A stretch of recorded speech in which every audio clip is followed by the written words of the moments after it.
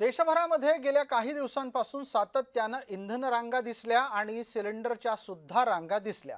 पण आता परिस्थिती बदलते आहे। इंधन रांगा महाराष्ट्रात अनेक ठिकाणी ओसरल्या आहेत, सिलेंडरसाठीच्या रांगा मात्र कायम आहेत।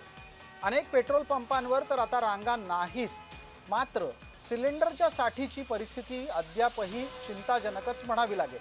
आपल्या समोर दोन प्रातिनिधिक दृश्य आहेत। गोंदियातला एक पेट्रोल पंप आम्ही आपल्याला दाखवतोय, ज्यावर आता रांगा नाही आहेत, पण दुसरीकडे अमरावतीमध्ये मात्र सिलेंडर मिळण्याच्यासाठी असलेली रांग ही हनुमानाच्या शेपटीप्रमाणे लांबच लांब पसरलेली आहे।